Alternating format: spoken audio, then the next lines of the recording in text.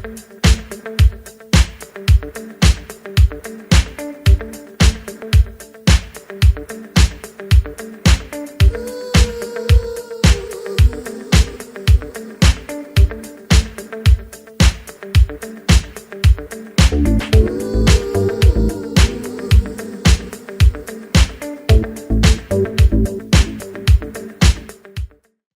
caminho do bem.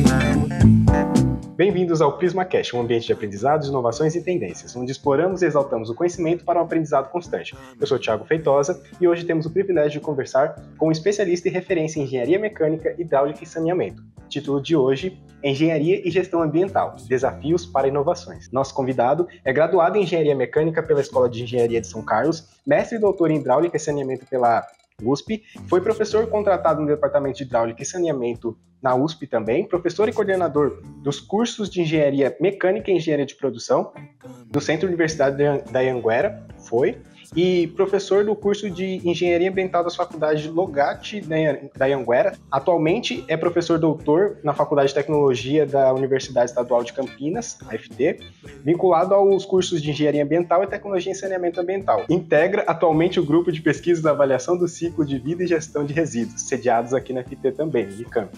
Marco Aurélio Soares de Castro. É alegria e honra tê-lo aqui, professor. Como o professor está, por favor, se apresente. Como o professor está? Poxa, imagina, me recuperando uma gripe, tanto que eu até estava falando com você agora, se fosse uns 2 dias atrás não daria para gravar. Justo, professor. Então, vocês deu uma passada rapidinho, eu vi que vocês foram atrás do meu Lattes. Então, acho que é mais ou menos isso. A gente teve andou em vários lugares, aí tem outras coisas que não cabem, que não estão ali no Lattes, porque não estão relacionadas à pesquisa, à parte acadêmica, mas eu tive outra carreira, um período também em outro ramo, né, em outra área do serviço público e tal, mas... Uma boa apresentação. Justo, professor. Mas é aquilo. Uma boa apresentação aqui dentro do que a gente viu no Lattes, tá dentro? Opa, Tá dentro? Perfeito, professor. Nesse primeiro bloco, a gente vai falar um pouco sobre a escolha da carreira da graduação do professor e das escolhas acadêmicas do mestrado e do doutorado. Professor, a primeira graduação do professor foi em Engenharia Mecânica.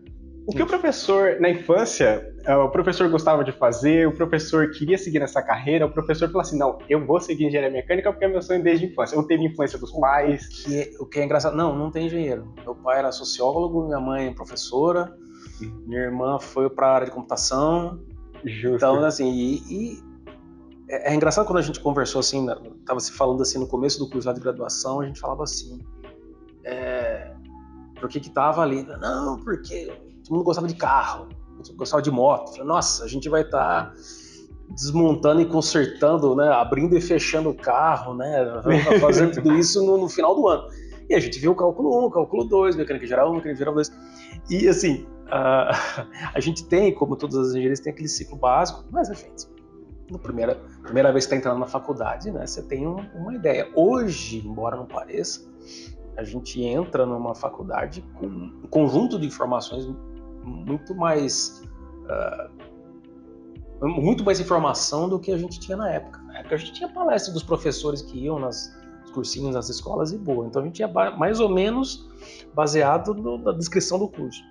E esse curso acabou sendo, inclusive, muito voltado para projeto de máquinas. Então a gente projetava umas coisas chamadas redutor de velocidade, ponte rolante, que o pessoal que trabalha em indústria deve conhecer, né? Conhece, lógico.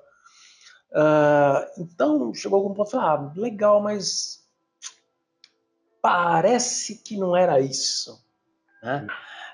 E é engraçado porque depois de um tempo, tem colegas meus, inclusive aqui na Unesp de Rio Claro, que também são engenheiros mecânicos, também foram para a área de resíduos.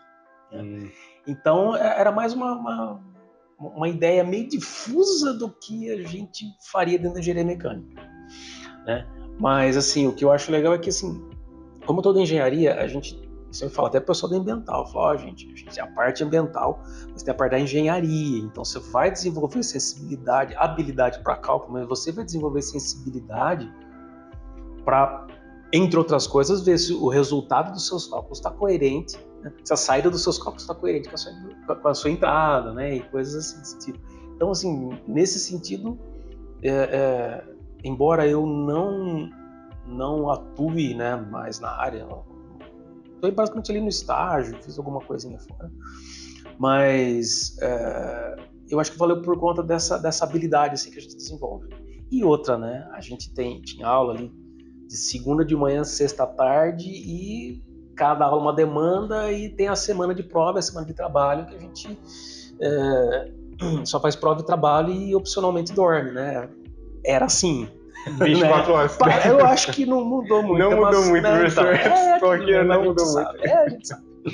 Mas foi mais nesse sentido. Né? Justo. Aí o professor escolheu um curso que estava ali dentro de uma área que eu consigo seguir dentro das engenharias das exatas, mas fazer na parte de humanos o professor nunca pensou. Assim, naquele momento não.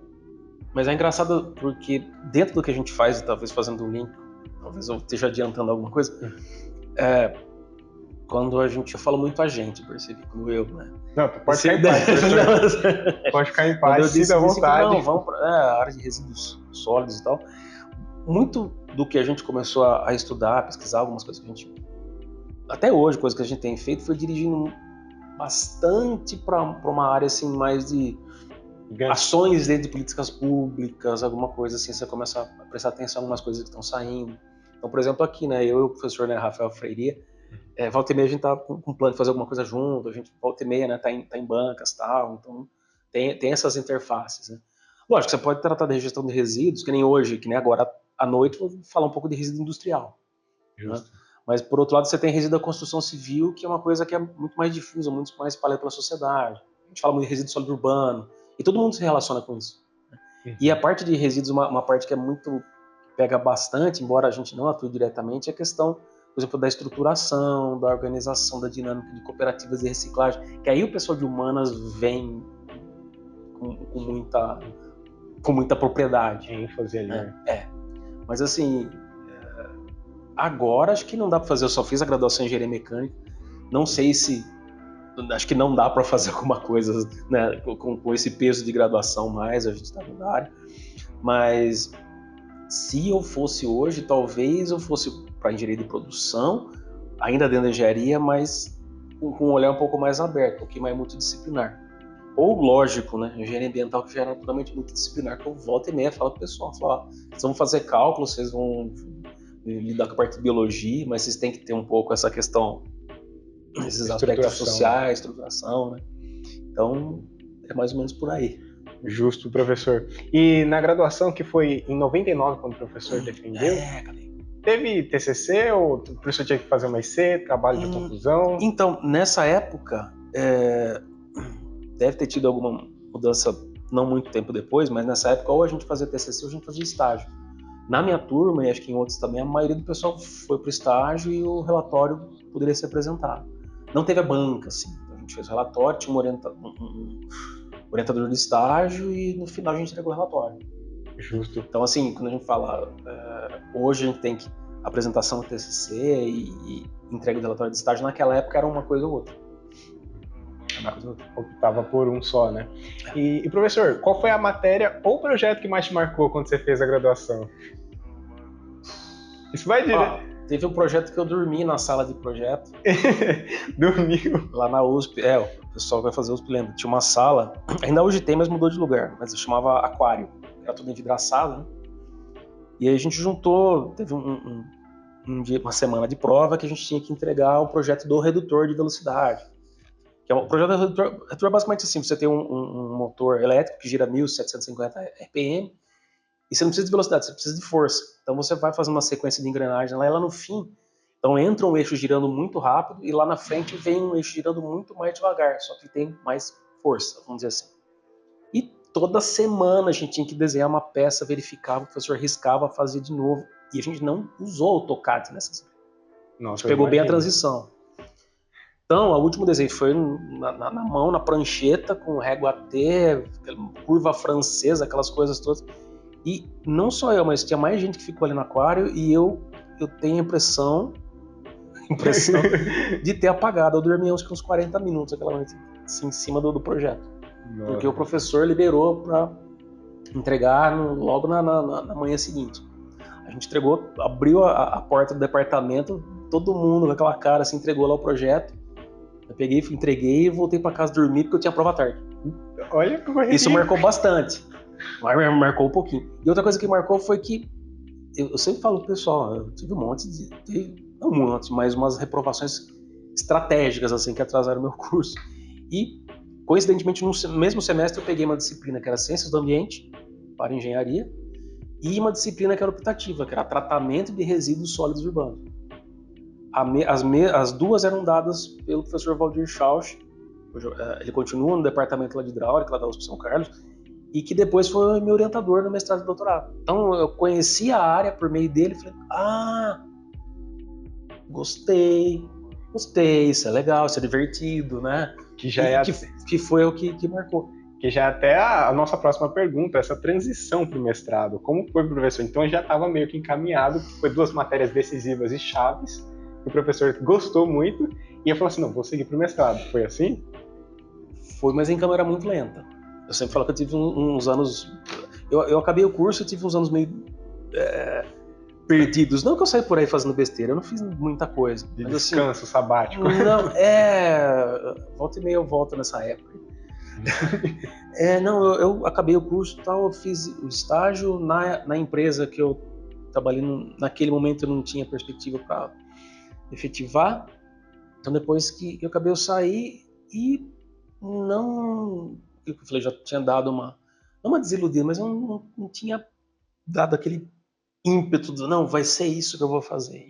Tem colega meu que está hoje em companhias, por exemplo, Volkswagen, ABB, que está desde a época da graduação. É uma grande decisão, né? Um processo ali muito delicado e que a gente tá entendendo o que vai fazer ou não. Assim, muito. E uma das coisas que eu estava fazendo na época, eu estava estudando música, estava estudando baixo. Eu cheguei a prestar prova para o Conservatório de Tatuí, que era uma das mecas aí, né? Ou você ia pro Souza Lima em São Paulo, ou você ia para Tatuí, que aqui você pega, você passa Piracicaba e tal, passa Tietê, Cerquilho, e chega em Tatuí. Mas não passei. E a época eu tava dando aula, baixo, tocando uma coisa aqui, outra ali, mas nada, né? Para entender, violino, baixo e contrabaixo? Você tem...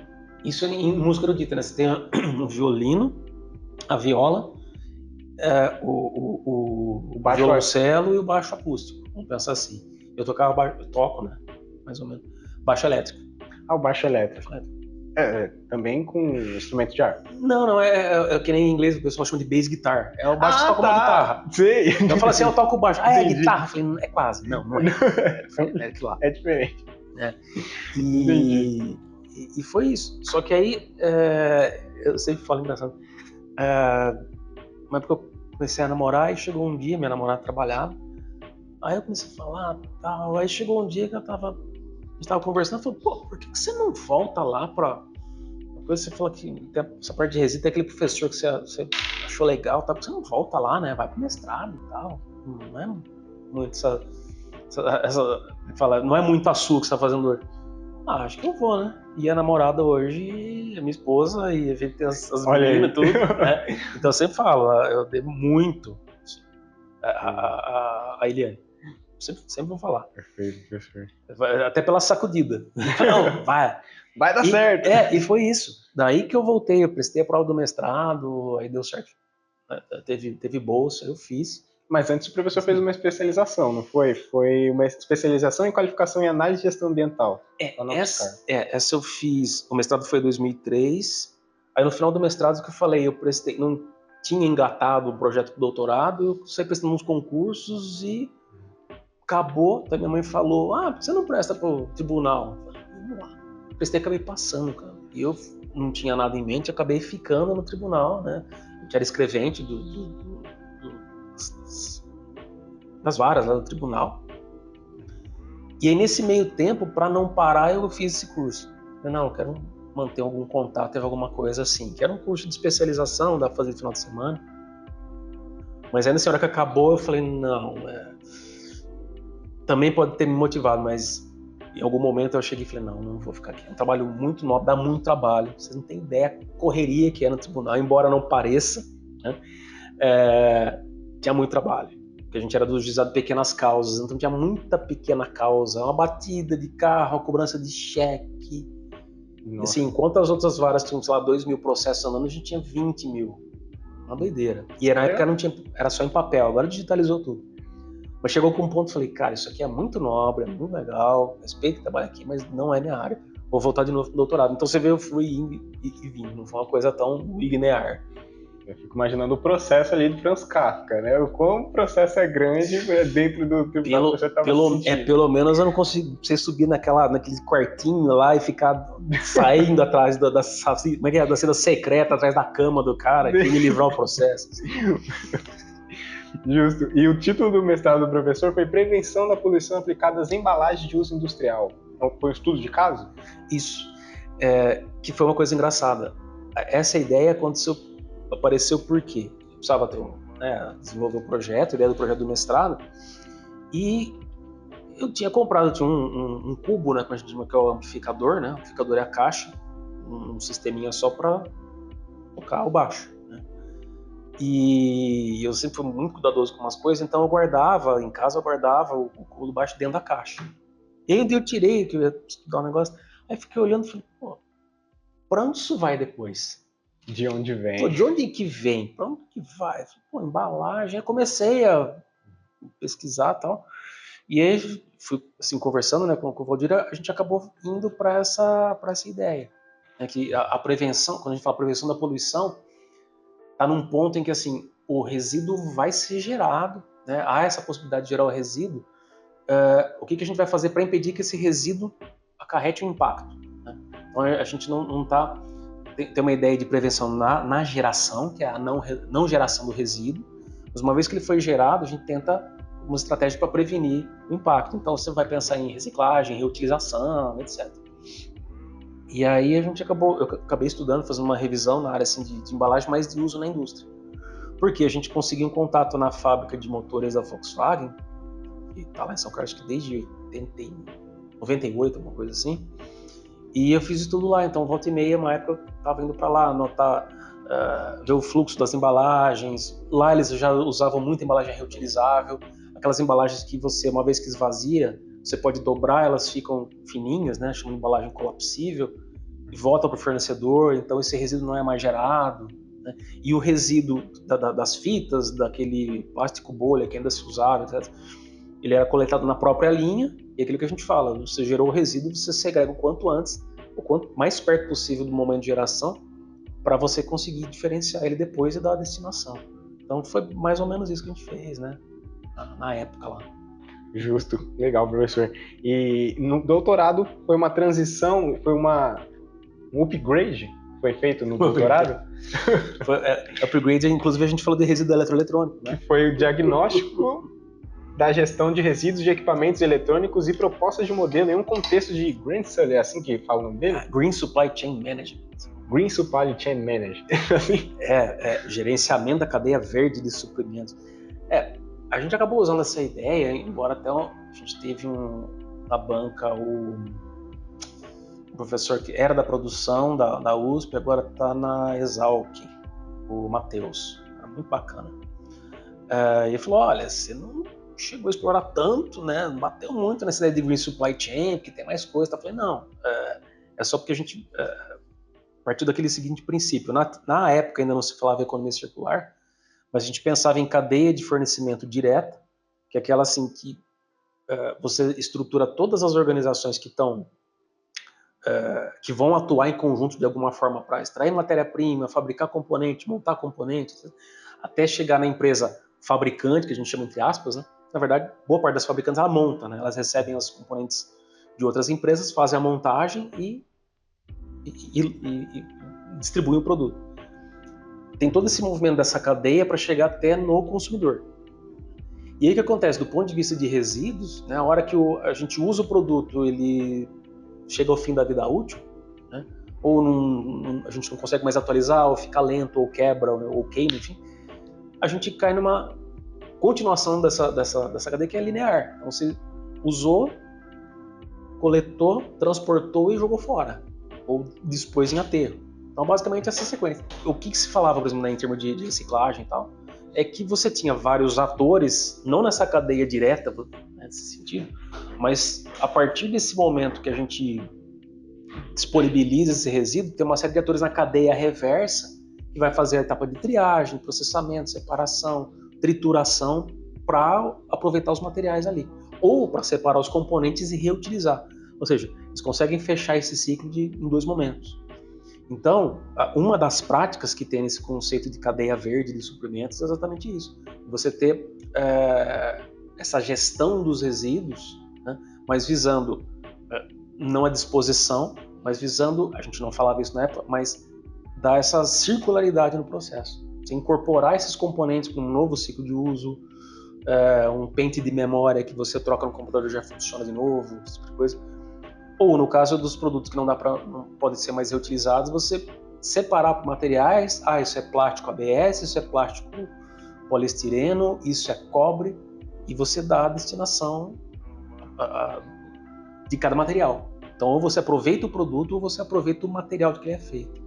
Dentro de um contexto já que as empresas vêm requerendo, né, que o mercado tenha uma economia circular em relação a esses produtos. Vamos pensar assim, que as empresas vêm perseguindo. Ou pelo menos, vamos ser sinceros, né, do que ficou uma tendência a qual as organizações querem se alinhar. Está ali dentro de um pensamento sustentável de meio ambiente. Mas a gente fala, o sustentável também é um modo, né? Você tem gradações, você tem o mais ou menos sustentável. Então você quer, como a gente fala na gestão de resíduos, você quer subir na hierarquia. Eu dispunha tudo. Dá para fazer melhor? Dá. Vamos tratar, vamos reciclar para diminuir a quantidade de resíduo em aterro. Então, nesse sentido. Perfeito, professor. E assim, a gente conclui a graduação, a escolha, o mestrado, a transição do mestrado para o doutorado. E eu vi que o professor tem 20 especializações, separei 3 aqui, não dá para falar de todas. Em 2013, o professor fez uma especialização como produzir um curso à distância. Isso foi em 2013. Naquela época o assunto não era tão difundido, né? Depois que a gente teve a transição, né, que aconteceu, os ocorridos dentro da pandemia e todo mundo correndo para poder se atualizar. Mas em 2013 o professor fez um curso, me chamou a atenção. Naquela época era visto fazer curso à distância com bons olhos, ou como é hoje? Na época era muito assim... Vou ser honesto, eu nem lembrava de ter sido em 2013, primeira coisa. Mas assim, estavam começando a fazer algumas coisas. O curso estava ali, esses cursos eram mais pensados como aqueles de curta duração, que inclusive, né, a gente disponibiliza via extensão, né, tem aqueles cursos, né, EAD e tal de 20, até menos horas, mas de 2 horas, de 20 horas, de 30 horas. E na época foi a primeira vez que eu tive esse contato, porque eu estava no meio do doutorado, eu falei, não, vamos dar uma investigada, vamos ver o que a gente pode fazer. Comecei a fazer mais por esse sentido, né? Mas depois mudou muito. Né? Você tem agora cursos, a graduação integral, né? Totalmente à distância, a Univesp, volta e meia a gente contribui lá. A dinâmica mudou muito. E assim, foi engraçado porque no período da pandemia a gente estava com essa ideia de produzir ou fazer coisa ao vivo, né? E eu acabei combinando uma mini experiênciazinha que eu tinha com esses softwares de edição de áudio e vídeo, os Vegas, os Audacity, que é uns... Premiere. Nessa linha, para eu fazer edição das aulas, fazer coisa de material. Então, para mim foi divertido esse processo de edição. Foi muito trabalhoso, né? Dá um trabalho, mas é uma coisa que eu gostava.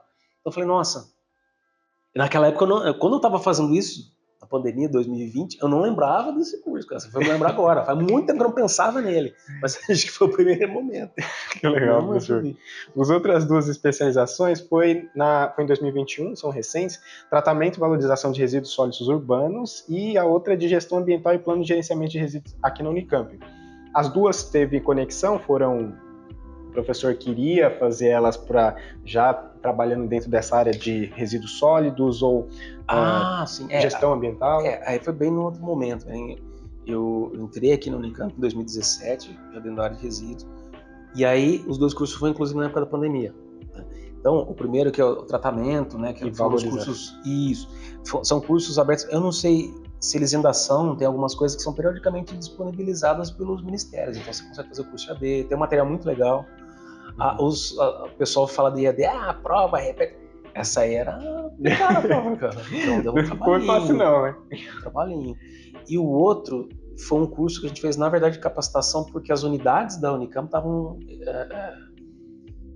eu não sei se todos, mas estava tendo um movimento de atualização dos planos de gerenciamento. Então foi um curso, como é que fala?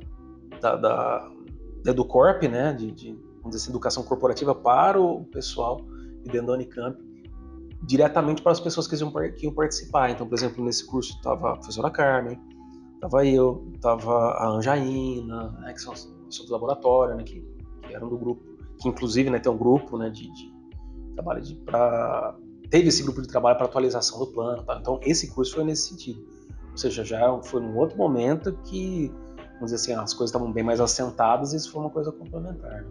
Justo. E eu pergunto, assim, em relação a essas especializações, dentro do que o professor fez na graduação, no mestrado, no doutorado, naquela época, fazer algo à distância, 2013, né?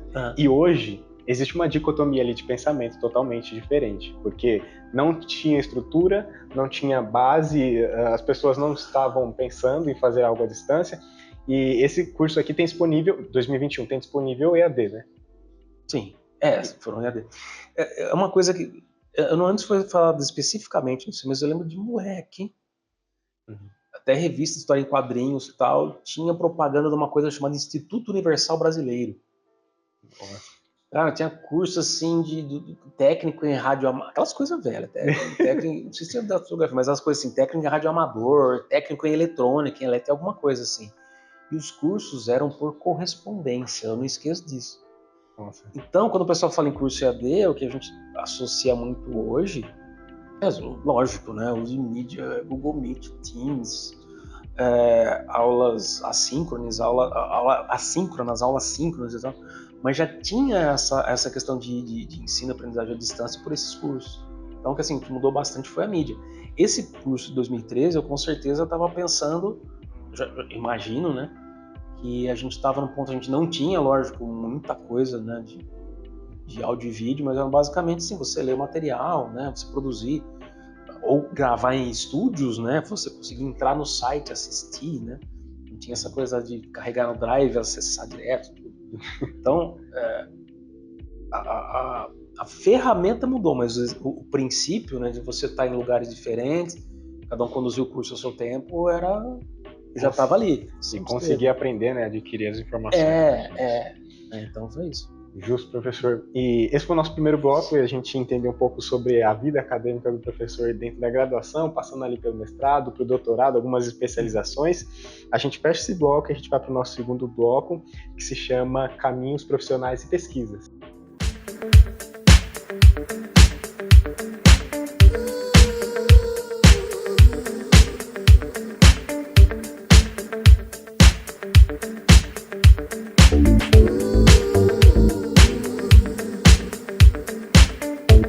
Voltamos para o nosso segundo bloco, que se chama Caminhos Profissionais e Pesquisas. Professor, qual foi o primeiro estágio do professor? Então, foi o estágio que é o regulamentar, né, da graduação. Eu fiz numa empresa que fazia, acho que faz ainda, as máquinas para fazer sacola plástica. Nossa. Que S Máquinas. S Máquinas. HEC, né? S Máquinas. Eu tava puxando o H aqui. E eles fazem as máquinas que chamavam de sacoleira, que às vezes eles recebem um filme plástico, né? Aí todo o processo de corte, né, das alças, daqueles rasgos e da solda de fundo e dobra, essas máquinas fazem. Então era um processo, já fazia um tempo, um processo automatizado, e a gente entrou por conta da parte de projeto. A gente estava projetava dispositivo novo, alguma coisa que precisava ser atualizada, então a gente foi para essa área. Então eu fiquei bem dentro da parte do projeto. Depois de um tempo eu estagiei na parte que recebe, né, os planos, né, de projetos, né, e os planos de produção, que é o planejamento e controle da produção. Programação e controle de produção e controle de estoques. Controle de estoques. Justo. Então, por exemplo, você programava a produção de tantas peças, de tantas máquinas, e tinha que verificar se tinha peça no estoque ou emitir ordem para fazer e tal. O setor, na época, acho que era 1 ou 2 pessoas, acho que era 1. E eu fiquei ali ajudando ele depois um tempo, porque precisou. Foi basicamente isso. Eu acho muito legal perguntar, a gente vem perguntando para todos os professores qual foi o primeiro estágio, porque, querendo ou não, também é um período em que a gente está tentando entender o que o mercado quer, o que a gente está tentando buscar do mercado, como é o nosso primeiro contato com o mercado, e ver o professor citando para a gente que o professor fez um estágio em relação a algo que estava ali relacionado que o professor futuramente ia fazer, estava meio que no caminho do que o professor seguiu depois no mestrado, no doutorado, ou não? Não. Não? Não. Porque era uma fábrica de sacola, você viu algo sustentável ali. Como que eu vou... Então, a visão que a gente tem, inclusive dentro de setores, é a seguinte: quando a gente estagia, você chega assim e fala, eu quero alguém para trabalhar e fazer isso. Eu vou fazer isso. Então, você é uma pecinha que vai entrar num contexto que já está montado e tal. Então, esse processo todo, fabricação de sacola plástica, eu fiquei na parte do projeto da máquina, os componentes. Então, não foi uma coisa assim, nós estamos ensaiando a possibilidade de usar sacolas com plástico biodegradável. Não. Não. Agora entendi. Entendeu? Então, era o processo de fabricação da máquina, projeto de máquinas, que foi uma coisa que a gente trabalhou muito na graduação. A gente eu tive que fazer o projeto das peças, depois, lógico, com AutoCAD e os outros softwares. Então, a gente ficou bem na área de máquinas. Não foi nada assim de uso de materiais, nem nada muito... materiais à época, né, mais revolucionários, nada nesse sentido. Isso foi em 99, justo? 99. Professor, aí depois o professor trabalhou no Tribunal de Justiça, como o professor já tinha citado pra gente, né? Isso foi de 2005 até 2010. Isso. Como servidor público. Como foi a prova, professor? O professor estudou para a prova, o professor fez um processo... Nossa, o concurso tem uma parte... Concurso público, né? Em geral, assim, são várias fases. Então, teve uma prova lá que era português, matemática, conhecimentos gerais específicos. Conhecimentos específicos eram leis e código de conduta, etc. Tinha também. Segunda fase foi uma prova de digitação. E aí você tinha, por exemplo, um texto para digitar em um certo tempo. E você, se acabasse o texto, você podia pegar outro. Olha, tô lembrando agora. Você podia pegar outro e teriam pontos a mais, só que a cada erro de digitação você tinha um desconto. Nossa. Porque o que a gente faz ali o tempo todo era digitar. Por exemplo, às vezes tá acontecendo na audiência, você vai lá e fica digitando, aconteceu isso, tal, as partes chegaram a um acordo o tempo todo. Tinha muita coisa que à época ainda era feita assim, que os processos estavam em papel e a gente tinha que escrever, transpor, né, para o computador o que saiu da sentença para publicar no Diário Oficial. Porque as intimações, a gente fica sabendo de notícias, né, de coisas que saem no nosso nome através do Diário Oficial. Então tem o Diário Oficial do Estado e, na época, não sei se ainda assim, é o Diário Oficial da Justiça do Estado. Então eu fiquei uma época responsável por, entre outras coisas, pegar todas as decisões que saíram do juiz, toda a novidade que tinha no processo, lançar isso no arquivo e esse arquivo era publicado. Eu ficava o tempo inteiro digitando. Que trabalhão, professor. Então, uma época Corrido. assim, nessa época era o que eu fazia, eu tocava baixo e no hobby, às vezes, e digitava, então estava bem ágil. Perfeito, professor. Serviço Nacional de Aprendizagem Comercial, aí foi no Senac. Isso foi só um curso. Não, peraí. O professor era horista lá, o professor era sem vínculos, quadramento. Não. Isso foi uma época, eu dei alguns cursos, algumas aulas no Senac de Rio Preto. São José do Preto. São José do Rio Preto. Aí era um curso de gestão ambiental e eu dei um módulo de gestão de resíduos. Resíduos sólidos, ministrado com um curso de graduação em gestão ambiental. Legal. Inclusive a gente deu umas aulas lá, a gente visitou o aterro lá de Rio Preto, ele fica numa cidade próxima, posso estar errado, não sei se é Onda Verde. Eles também tinham um local lá onde se queria fazer a triagem do compostável, do reciclável, tal. Né? Foi legal por ver, né, a estrutura, né? Foi legal. Perfeito. E aí depois também o professor trabalhou na faculdade Logatti? Logatti. 2016 esse já. Eu trabalhei, por exemplo, de 2000 na sequência. Em 2014, eu acabei o doutorado, mandei 1000 currículos, num raio de 100 km de casa, mandei para Deus e o mundo. Fui chamado na Anhanguera numa sexta tarde, fiz entrevista segunda de manhã e comecei na semana seguinte, né? E aí, de 2014 a 2017 eu trabalhei lá, e em paralelo, em 2016, tinha um professor que me indicou, falou, tem alguém para dar aula de resíduos sólidos, vê lá que o pessoal está precisando.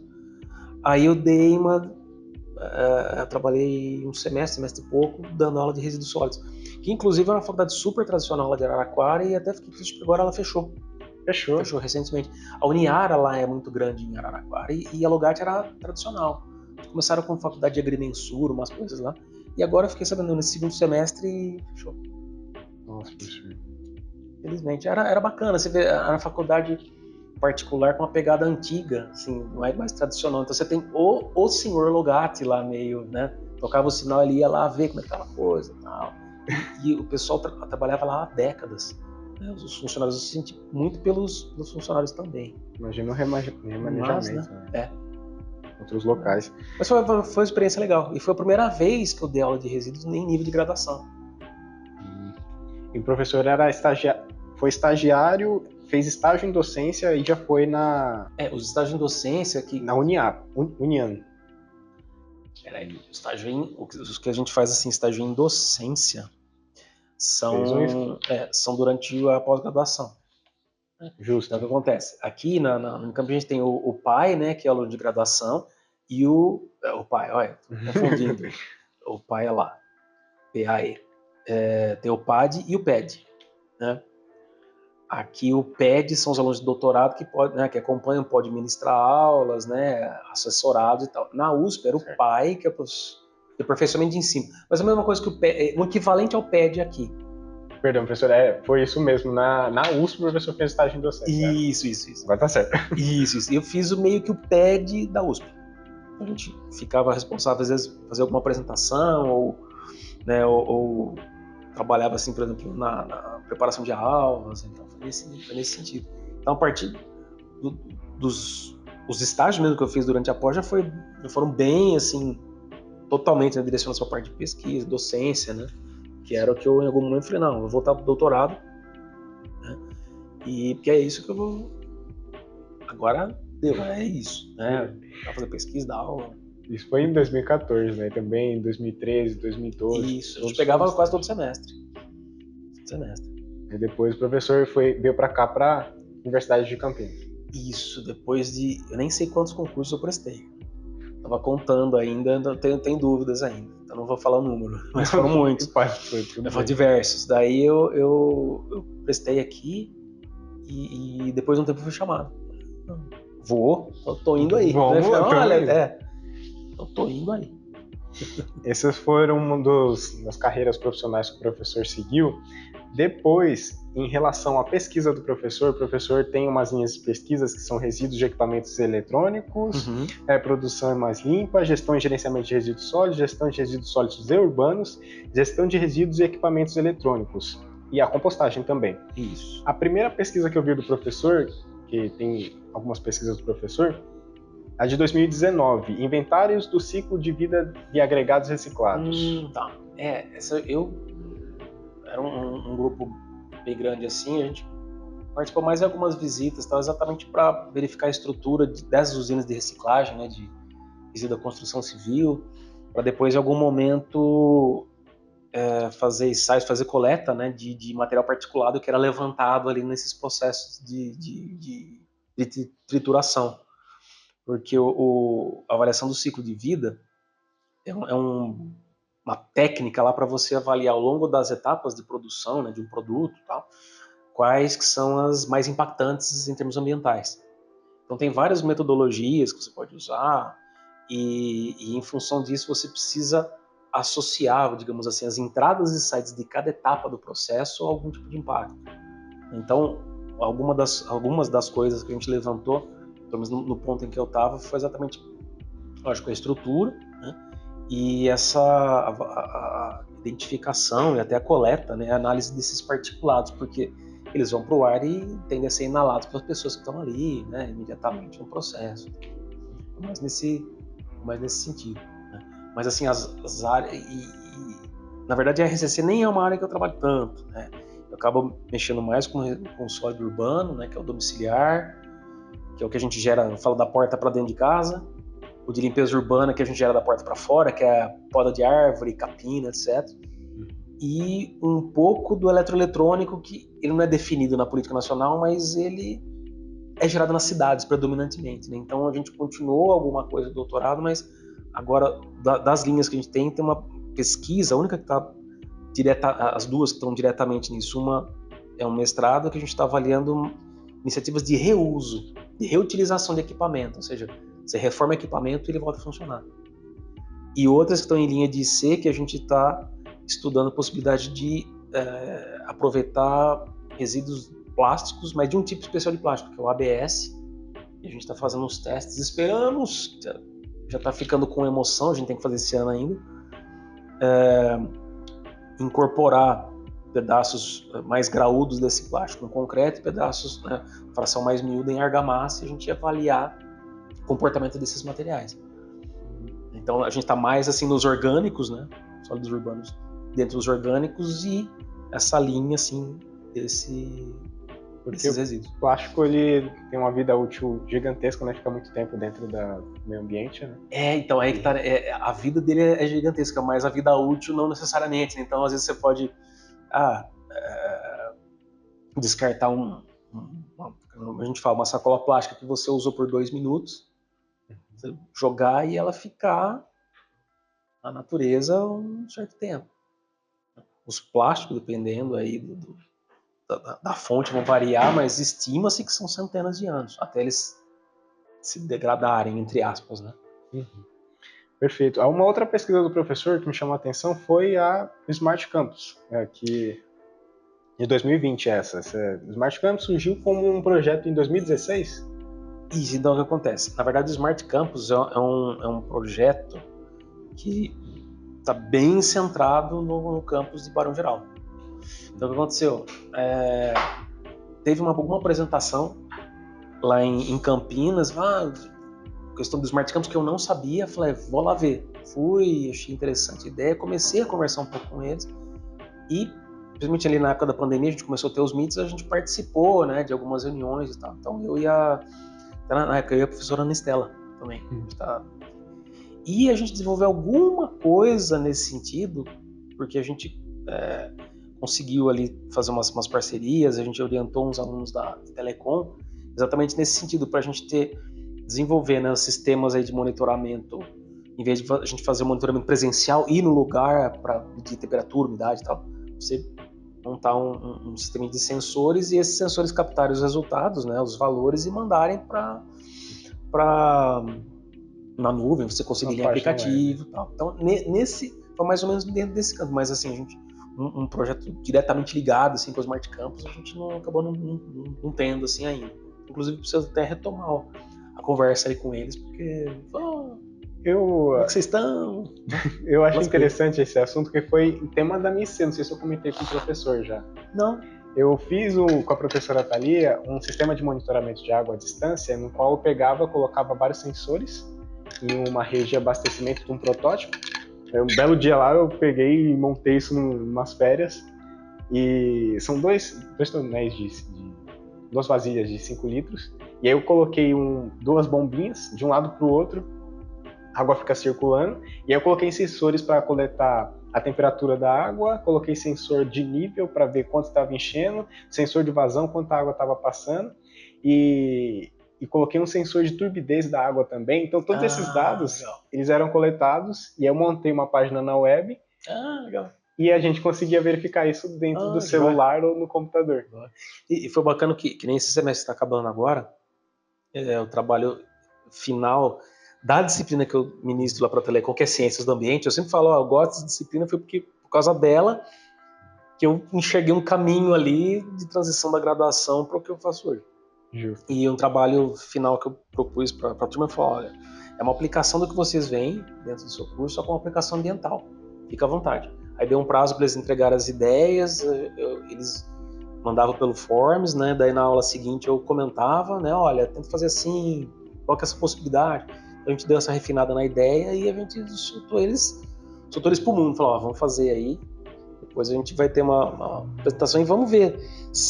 Até conversei com eles, depois a gente vê a questão se precisar de autorização e tal.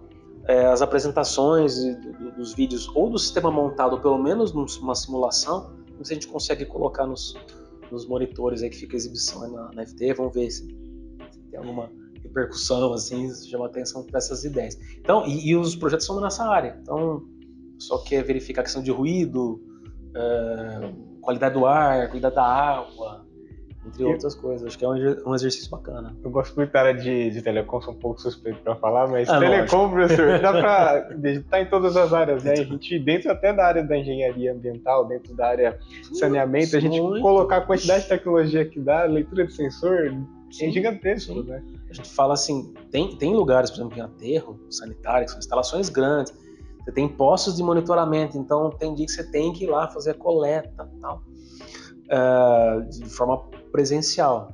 Tem em alguns lugares já essa ideia de você, em vez de ter essa coisa toda, você ter um dashboard que você fica lá verificando, ó, sensor de biogás do queimador tal aumentou, sensor de quê tal. As leituras estão variando, que já vem nesse sentido, de você ter essa coleta de informações para você tomar decisões. É que a gente fala, eu sempre apelo muito com o pessoal lá da área de qualidade, da gestão da qualidade, que tem os gurus, né, da qualidade que a gente chama, e tem um deles que era o William Edwards Deming. O PDCA, o ciclo PDCA, ele que ajudou a popularizar, né? Planejar, executar, verificar e agir. E ele falava, a definição assim, você não gerencia o que você não mede. Você não mede o que você não define. Você precisa saber o que você está estudando, como você vai medir, e a partir das leituras que você está obtendo, como é que você vai... Que decisão você toma. Você tem que ter a decisão mais fundamentada possível. E dentro da área ambiental, a gente não conhece toda a conformação atual de um sistema, que eu quero dizer. Pode ser que a gente comece a medir valores dentro de um determinado intervalo e, sabe-se lá por quais razões, esse intervalo que a gente mediu pode ser um intervalo que esteja totalmente fora da curva daquele processo como um todo, né? Então a gente lida com incerteza. Então não é porque a gente está observando as últimas leituras dos últimos meses estão decaindo, então ano que vem vai continuar decaindo. Não, pode ser que aconteça alguma coisa e pode subir. Então o que a gente pode fazer na melhor das hipóteses? Monitorar constantemente, com a maior frequência que a gente consiga, né, que seja tecnicamente viável, você ter a leitura desses parâmetros e você ir acompanhando. Lógico, tem fenômenos que a gente sabe que vai diminuir. Então, por exemplo, quando você encerra um aterro, você não vai mandar mais resíduos, né, rejeitos para lá. Não vai entrar mais orgânico, não vai ter, depois de um tempo, mais orgânico se degradando, não vai ter o chorume, não vai ter o biogás. Então, isso a gente já desconfia que vai realmente decair ao longo do tempo. Mas a gente precisa fazer o quê? Monitoramento mesmo depois que o aterro acaba. Para você verificar que aquilo que aquilo está encerrando, né? Que esse processo está encerrando. Justo. Mas a coleta, a transmissão, a interpretação dos dados, cara, é fundamental. Isso está dentro de smart compostagem também. Então, a ideia nesse caso... Foi outra pesquisa, que é de 2019 a 2022. Isso, que foi a dissertação da Jaqueline Lafrata. A gente fez, né, aplicou essa ideia de, em vez de você monitorar, ir lá com o termômetro, ir lá fazer o teste, o pessoal da compostagem, então, você pega uma quantidade do material e aperta, né? Se ele escorrer, está muito úmido, se ele esfarelar, está muito seco. Então esses testes, né, de umidade, de temperatura na compostagem, tem que fazer presencial. Então a ideia foi exatamente colocar sensores, né, em composteiras menores, já que dá para fazer isso em estruturas maiores, e esses sensores enviarem as leituras. Então a Jaqueline quis dar essa ideia do projeto que é o Smart Composting, né, compostagem inteligente e tal. E foi interessante, Aí englobando o IoT ali junto com essa parte físico-química, né, para conseguir angariar os dados, né? Sim. Trabalhando basicamente com temperatura, umidade e um sistema de acionamento caso a temperatura subisse acima de certos valores, ventoinha entraria para fazer a refrigeração, mas não foi necessário no caso. Porque quando você tem muito resíduo em compostagem, você tem as pilhas grandes, né? O interior dos materiais ali dentro da pilha, eles vão esquentar, porque a compostagem é um processo que libera calor. Então, quanto mais dentro da pilha você tiver, quanto mais material tiver, mais quente fica. Na compostagem doméstica, eles não chegam até essas temperaturas assim de 60 ou mais graus. Você consegue 38, 40, dá aquela esquentadinha.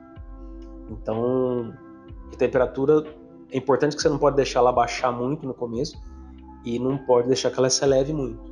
Então, tem um intervalo que você tem que ter, né, para o processo ocorrer da forma adequada, né? Justo. E uma outra pesquisa de 2024, avaliação de recuperação de recursos no tratamento de lodo e iodo de esgoto pela aplicação de coagulantes naturais e biofloculantes. Isso está andando agora. Inclusive, eu até coloquei na aula de hoje. Porque, assim, outra pesquisa também tem uma interface com o que os colegas fazem. Então, a gente tem o professor Marta, o professor Dagoberto, principalmente o Dagoberto, que é na área de tratamento de efluente. O tratamento de efluente é uma vida em si, né? Você tem um monte de técnicas, tratamento de esgoto, como a gente fala, um monte de técnicas, de unidades diferentes, de estratégias, né, para fazer esse tratamento, e também uma série de possibilidades do que fazer com o resíduo, que é o lodo, né? E o que acontece? Um dos processos lá ao longo do tratamento de esgoto, você acaba usando para coagular, né, fazer com que o resíduo se destaque da água, porque o esgoto é água, basicamente um monte de resíduos ali de diversas naturezas, orgânicos, metais. E esses coagulantes às vezes usam alumínio, são a base de sal de alumínio, sal de ferro, para decantar, assim, coagular. E o que acontece? Pode ser que isso seja um problema se você for dispor o lodo direto no solo, você vai estar jogando pinhos de metal no solo, né? Então, uma alternativa, e isso aqui é a área do Dagoberto, é a utilização de coagulantes naturais, na base de tanino, na base de algumas plantas específicas. Então, o que a gente está fazendo? A gente está coletando o esgoto, eu estou recebendo, né, o esgoto que sai da estação de tratamento, mas ele foi tratado com esse coagulante natural. Então, o que a gente faz na IC da Sulamita? A gente está pegando esse lodo, a amostra do lodo, está desaguando ele, né? A gente faz um leitozinho de secagem, despeja o lodo, e a areia que a gente põe no leito absorve, né, a água que cai, e a gente usa essa parte semissólida, que é um material meio pastoso, né, que é a consistência do lodo. Quase um colóide? Não. Fica até foto aqui, que lógico não dá pra... a mídia fica prejudicada, mas assim, pensa assim, como se fosse uma borra de café do coador, bem mal comparando, às vezes ela pode estar mais grossa. E a gente está misturando isso, lógico, em uma composteira menor. A ideia para o mestrado futuro é fazer isso em escala maior, né? Fazer uma leira de compostagem no chão e usar mais lodo. Mas a gente está misturando esse lodo, que é rico em nitrogênio, com materiais ricos em carbono, que são os resíduos, os palhosos, secos, e compostando. Então ele está andando agora, esse processo de compostagem começou agora no começo do ano. No começo do mês. Vamos ver se agora no final do ano como é que vai estar a situação para a gente fazer alguns ensaios. Porque esse composto a gente vai aplicar na terra, né, ou em canteiros de muda, e a gente vai avaliar se a gente, usando esse composto feito a partir do lodo, as plantas vão se desenvolver de forma normal, melhor ou pior do que as que se desenvolverem em um terreno sem o lodo, sem o composto. Então essa que é basicamente a ideia. Show de bola, professor. Essa foi mais uma pesquisa que a gente perguntou aqui para o professor. Essa parte, falar sobre pesquisa dentro do podcast para a gente é muito importante para incentivar quem está iniciando com pesquisa, quem quer seguir na área de pesquisa, quem quer verificar novas coisas dentro do campus. Então, falar sobre pesquisa para a gente é um dos pilares aqui do nosso podcast. Então, legal. O professor citou muito bem, explicou muito bem para a gente aqui como funcionam algumas pesquisas das citadas. A gente gostaria de falar de outras, mas nosso tempo está se esgotando. Bastante. Nosso tempo está se esgotando. E a gente vai fechar esse bloco e a gente vai para o nosso terceiro bloco, que se chama Curiosidades e o Futuro.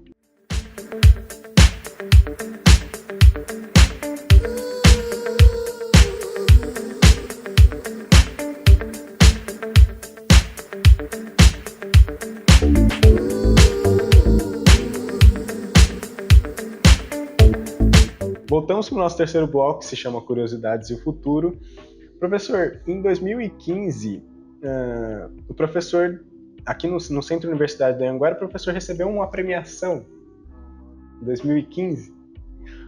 Foi participado? Foi surpresa? Como foi essa premiação para o professor? Sim, surpresa. Porque assim, aqui a gente tem um pouco isso, mas é uma tendência e procurem por Mark Fisher, tá, gente? Não, é a ideia de que...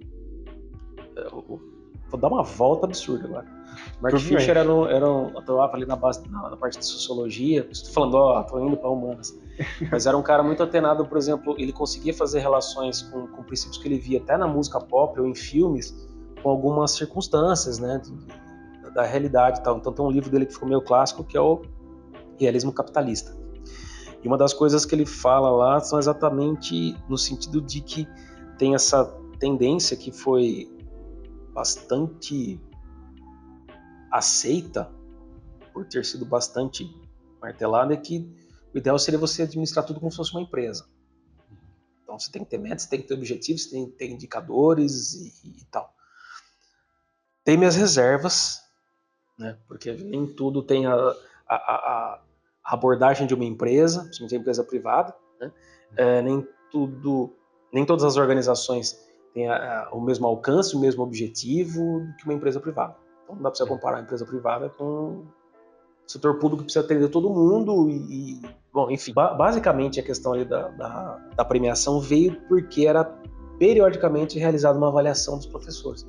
Então, dava nota, como é que era na aula, pontualidade, tal, é uma coisa, é o subjetivo que vira objetivo. Então você dava a sua impressão, mas convertia a sua impressão em um número, né? Aí de 1 a 5 tal, e tinha uma média, né? E o que acontece? Como eu também coordenava as atividades ali, eu não dava tanta aula. Então teve alguns semestres que eu dei mais aulas, tal, mas tinha professor que às vezes conseguia, né, ministrar lá, tinha os trejeitos lá para ministrar, às vezes 2, 3 disciplinas, 4 disciplinas, às vezes mais, né, umas 3, 4 disciplinas diferentes. Imagina e o pessoal, o o pessoal que em geral ganhava os prêmios, o pessoal que, né, e naquele em particular, acho que teve uma conjunção ali astral que eu acabei tendo essa avaliação. Por isso que eu falei, esse foi realmente surpresa, porque em geral tinham 3 ali que a gente era mais próximo, em geral eram alguns deles, né? Sempre era um deles. Eu sempre foi surpresa. Eu falei, obrigado, né? Obrigado. Mas é aquele negócio, aquilo que eu falei, não tô menosprezando de forma nenhuma. Mas eu falo, foi uma coincidência ali, calhou de ser. Justo, professor. A gente parabeniza o professor. Que legal, uma curiosidade aqui dentro desse quadro. E em 2021, o professor também teve o mérito científico da Pró-Reitoria de Pesquisa da Unicamp, no Congresso de Iniciação Científica. Isso foi exatamente o Congresso de Iniciação Científica que a gente fez, que era do Danilo Nogueira. Meu colega de turma. Exatamente. E que ligou com o mestrado da Jaqueline. Então ele começou a desenvolver um sistema, inclusive, para mandar resultado para celular e tal. E depois engatou com a pesquisa dela, né, que aí o trabalho, na verdade, foi, né, em conjunto nós 3, né? Que deu esse método. Então, depois o trabalho, a gente fez até uma apresentação, na época foi remota, mas apresentou esse trabalho na reunião da SBPC.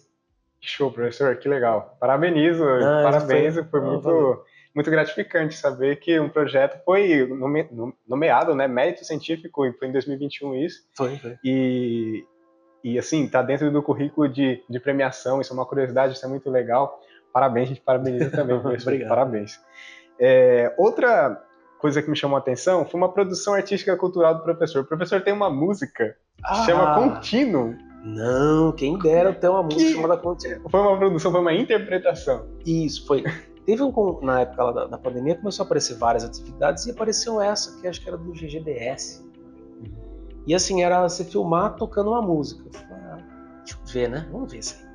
Então teve um pessoal que se apresentou, tinha um rapaz lá que tocou e cantou violão, tocou violão e cantou, outro apresentou uma peça de piano e tal. Eu falei, deixa eu participar disso aí. E na verdade, essa peça, esse tema que chama Continuum, o programa periga aumentar de 1 para 4 horas se eu continuar falando nesse tema. Então a gente vai assim, dentro do baixo elétrico tem um cara chamado Jaco Pastorius, que assim era o que o Jimi Hendrix foi para guitarra elétrica, assim, ele revolucionou o instrumento. E tem essa música que em geral, quando é no jazz, no fusion, você tem as melodias das músicas são apresentadas pelo piano, na guitarra, pelo saxofone. O saxofone e o trompete eram os instrumentos básicos assim, do jazz. E o Jaco foi um dos primeiros caras a trazer o baixo elétrico, já tinha gente trazendo baixo acústico pra frente, assim, tem o Charles Mingus e tal. E o Jaco foi um dos primeiros caras, junto com o Stanley Clarke, mais uma galera, a trazer o baixo elétrico pra frente. E ele teve um dos primeiros discos solo de baixo elétrico. Não só baixo tocando, mas era ele como líder do grupo. E tem essa música chamada Continuum, que o solo não tem coragem de tentar reproduzir, que é... E assim, e hoje, lógico, um monte de gente já faz isso, mas o mérito é esse, ele fez primeiro, né? Então ficou uma coisa que foi naturalizada. E o tema dela era muito legal e foi um dos temas que eu ainda consigo tocar se eu treinar um pouquinho. Então eu falei, deixa eu gravar isso aí. E foi. Aí aprovaram tal, e o que fizeram? Fizeram aqueles vídeos, né? Aqueles vídeos collab, né? Precisaram dar uma sincronizada ali nos tempos, porque é um tema meio a gente fala rubato, né? Meio sem muito um tempo fixo, assim. E era o pessoal de orquestra, né? Então foi feito o arranjo da Cíntia, né? E o pessoal da orquestra, os arranjadores fizeram arranjo e a gente aparece tocando, né? Então é uma composição de vídeo, né? E os instrumentos foram somados ali na gravação. Ficou muito legal. Depois a gente deu uma entrevista lá, os três, né? Os três que... Aonde tem disponível? Tem no YouTube? Tem no YouTube. Deve ter o link em algum lugar. Eu não sei se tem no Lattes. Então, eu cacei no Lattes, eu verifiquei, achei dentro dessa parte de curiosidade, mas não consegui achar. Mas tá lá, depois qualquer coisa eu mando aí. Tá, depois eu analisar também pra ver se eu não acho, mas obrigado, professor. Essa é uma curiosidade que é muito legal a gente citar, porque nessa pegada de multipensamento em relação a nossos hobbies, as nossas coisas, e esse está dentro da parte de curiosidade. Obrigado por citar pra gente, professor. Dentro da parte de eventos, tem um congresso, professor, vou citar 3 congressos que o professor participou em 2023, os 3 são 2023, são simpósios. Quando o professor vai num simpósio, o que o professor tem certeza, assim, um pré-pensamento de que eles vão citar dentro dos simpósios, que está dentro do contexto de sustentabilidade, que eles vão... Não, isso daqui vai ser citado sempre no simpósio. Foi um Congresso Brasileiro de Engenharia Sanitária e Ambiental, teve o simpósio da América Latina, que foi 2023 também, para compostagem em ambiente urbano, e o Desafios de Gestão de Resíduos Sólidos em Sustentabilidade frente ao novo marco legal, né, do saneamento 2023. São 3 diferentes. Esses foram, os 2 últimos, acho que foram eventos online, que assim, esses últimos anos foi uma coisa de presencial online, pelo título a gente já fica meio assim, o que é? A gente participou de mesa redonda, a gente participou de palestra, e esse congresso da ABS foi congresso presencial, que a gente foi para Belo Horizonte. Inclusive foi um trabalho de aproveitamento de parte plástica, né, que a gente fez uma revisão, fomos lá apresentar, e um trabalho sobre gestão de resíduos cemiteriais, que é uma coisa meio incomum, né, mas é uma coisa que deveria ser pensada por mais pessoas, né? Até com mais gabarito que a gente. Mas assim, então, não sei se eu entendi muito bem, mas assim, temas que a gente acaba bastante vendo dentro da área. A ABS é a Associação Brasileira de Engenharia Sanitária e Ambiental. Então, você vai ter, frequentemente, dentro dos pilares do saneamento, você vai ter muita parte de tratamento de água, tratamento de esgoto, resíduo, drenagem tem aparecido também, gestão de resíduos, sabe? Então, você vai para alguns eventos que são os conhecidos, você sabe que vai ter aquilo. Do mesmo jeito, se você for para o evento da ISVA, né, que é a Associação Internacional de Resíduos Sólidos, você vai dentro de resíduos muito mais profundidade. Você vai ver muito trabalho de reciclagem, de tratamento, de reutilização, agora, depois, negócio da economia circular. Então, dependendo da natureza do evento e das edições, porque, por exemplo, o Congresso da ABS, a gente vai para o 33º agora. Então faz muito tempo, é bianual, né? Superpopulação, qualidade da água. Dentro da parte de saneamento, sim, qualidade da água, qualidade do ar não aparece tanto, deveria aparecer, né? Mas a definição do saneamento, né? A gente tem os 4 pilares, e lá fora, dependendo do país, se você falar em sanitation, o pessoal vai pensar só em tratamento de esgoto. Aqui a gente pensa água, esgoto, resíduo e drenagem. E até a Organização Mundial de Saúde fala que deveria ser pensado em outras questões, inclusive a questão do ar, acho que seria uma dessas. Mas a gente já sabe, né, os assuntos, né, as áreas que vão... inclusive porque eles mencionam, olha, a gente vai abriu a chamada de trabalhos, a gente vai aceitar trabalhos dentro dessas áreas ou relacionados a elas. Então você já tem um panorama. Já aí, tem. Perfeito, professor. E, professor, como vai ser o profissional do futuro em relação à sua área, professor? Quais qualidades que ele tem que ter? Ele precisa ser multidisciplinar, ele precisa pensar fora de um pensamento que já é pré-montado, ele precisa ter ampla visão do mercado, ele precisa estar sempre se atualizando de programação, as inteligências artificiais. O que o professor acha disso? Eu estou lutando para tirar a IA do WhatsApp, mas eu não consegui achar ainda. Eu me opus lá, fiz o e-mailzinho para a Meta, me opondo ao uso, mas o negócio não saiu, enfim. Eu vi agora na nova atualização, tá com a IA lá junto, né? Nossa, assim, o que acontece? Quanto mais você interage, mais você trabalha para ensinar as inteligências artificiais de graça, né? Enfim. Tava até conversando com o Ivan, nosso colega de sala. Falei, cara, tô louco da vida pra isso. Como que tem coloca? Tem potencial, mas são só ferramentas. Eu sempre falo pro pessoal, ferramenta depende de contexto. Quem criou, quem usa, quem vai se beneficiar do uso. Então, a gente não pode virar a utilização da ferramenta, né? Entendi. E um monte de gente fala isso, com mais chão do que eu. A tecnologia por si só não vai salvar a gente. É o contexto em que ela é usada. É por quem, para quais usos e quem se vai se beneficiar realmente, né? Cara, eu mudei muito algumas coisas, ou pelo menos comecei a pensar melhor, né? Por mais tempo, não sei se melhor, mas por mais tempo algumas coisas. Há 10 anos atrás eu te dar uma resposta completamente diferente. Mas hoje a gente fala assim, a gente está condicionado a pensar que é um processo sem fim, porque essa questão de atualização, você está sempre tendo que correr atrás, e gera todas aquelas coisas de ansiedade, aquela doideira, você acha que eu não vou dar conta, essa insatisfação parece que é o motor das coisas, né? Eu vou dar uma resposta, tô dando uma resposta super fragmentada porque eu não creio que seja assim uma receita. Mesmo porque assim, a gente fala, não, o que o mercado busca, o que o mercado como está estruturado hoje busca. Então pode ser que você se formate para isso e haja outras tendências e aquele mercado simplesmente imploda e deixa todo esse pessoal na mão. Então, tô falando... Não, professor, vai ficar em paz. Mas assim, como eu falei, difícil dar uma receita, não tem, né? Mas é difícil falar assim, professor, tudo precisa fazer, se fizer isso, isso, isso e isso. O que eu ouvi para nossa área que serve muito, eu vejo isso, é a gente conseguir se reinventar às vezes. Eu entrei fazendo algumas pesquisas, algumas ideias que a gente viu, que os alunos trouxeram, propuseram, a gente encampou, algumas ideias que a gente teve, propôs a alguém, foi o maluco para comprar a ideia e fazer, né, a pesquisa e chamar a atenção para essa outra área. Então assim, a gente vai se reinventando, mas vai se alimentando disso também. Eu estou falando especificamente do que eu faço hoje, né? Então, esse processo de reinventar, de mudar, daqui a 4, 5 anos eu vou estar fazendo outras coisas, não completamente diferentes de resíduos, não completamente fora, eu vou estar dentro, né, dessa grande área.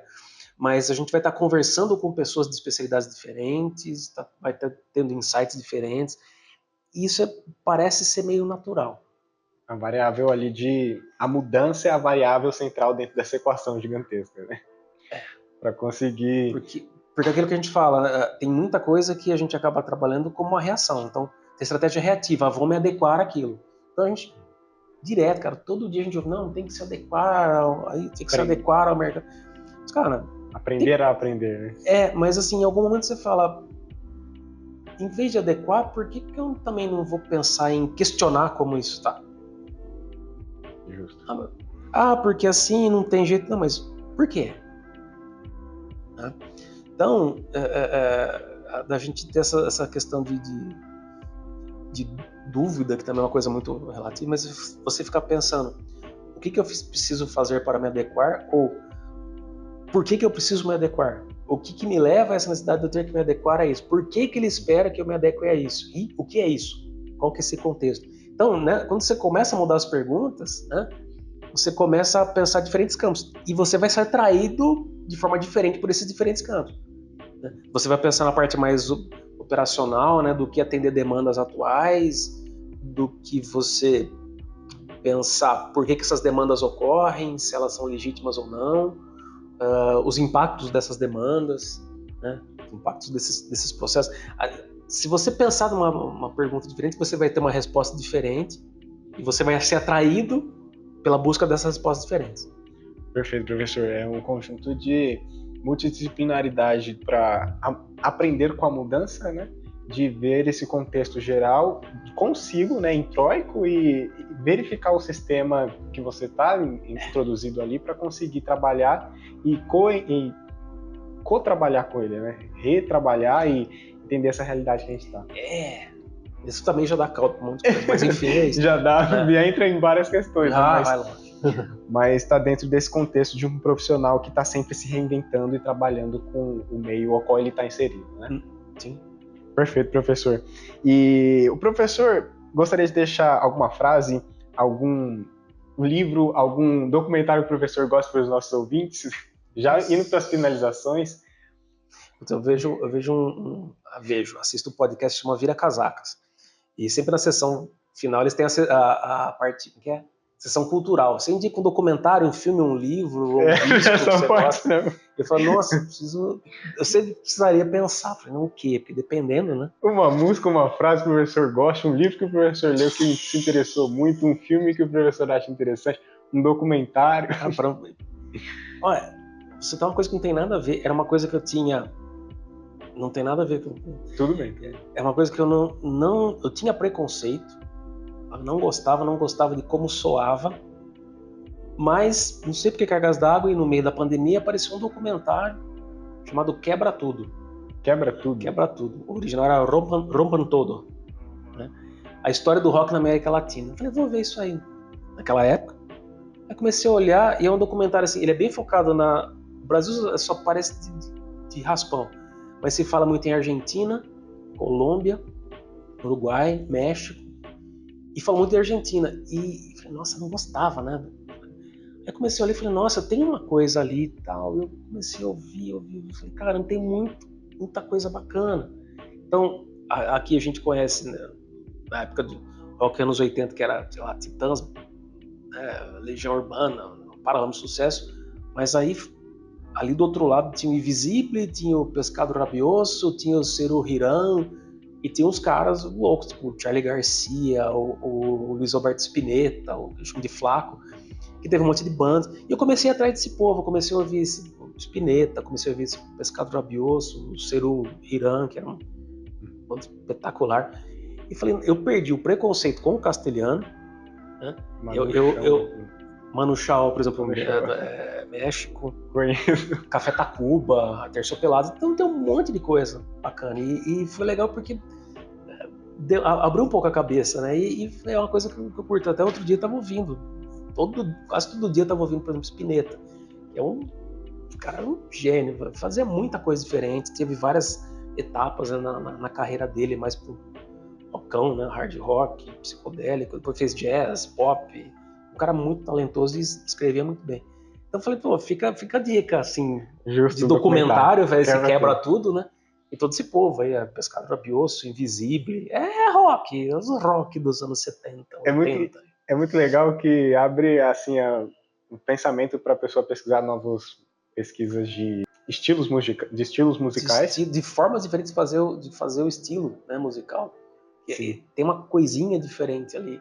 Sabe? Isso é legal, professor, conhecer novas culturas, novas coisas, novos documentários, novas coisas. E de reboque eu comecei a ouvir muito mais coisas em espanhol e castelhano, então você começa a pegar mais, assim, sabe? Eu nunca, não fiz ainda, um dia fazer curso de espanhol, mas foi uma coisa muito legal, sabe? Que abriu muita cabeça, achei bem bacana. É a mesma coisa de visitar uma outra cultura, né? Fazer uma viagem, quando você vai ao museu, verifica os setores. Você faz a imersão, você fala, nossa, né? É outro ambiente, né? É bem legal. Perfeito, professor. Eu agradeço pelo carinho, professor, de ter participado com a gente, ter conversado, ter topado participar com a gente. Já indo para a finalização, para os ouvintes que ficaram até aqui, esse foi mais um PrismaCast, queremos agradecer e nos prestigiaram, ficaram até esse ponto aqui, ouviram todas as histórias aqui com o professor dentro da parte de pesquisa, dentro do processo de decisão de graduação, alguma parte do período profissional do professor, algumas curiosidades também. Esperamos que vocês tenham gostado, de alguma forma que tenha agregado e do conteúdo aqui apresentado, e até uma próxima. Vamos falar junto. Tchau, tchau. 1, 2, 3 e... Tchau, tchau. Eu esqueci de falar. Não se esqueça de compartilhar e deixar o feedback também pra gente, por favor, do nosso ouvinte. Manda o link, é manda o link. Tchau, tchau. Agora sim. Tchau, tchau.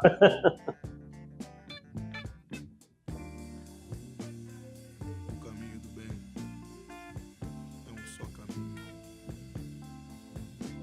O caminho do bem é para todos. O caminho do bem é racional. O caminho do bem. O caminho do bem.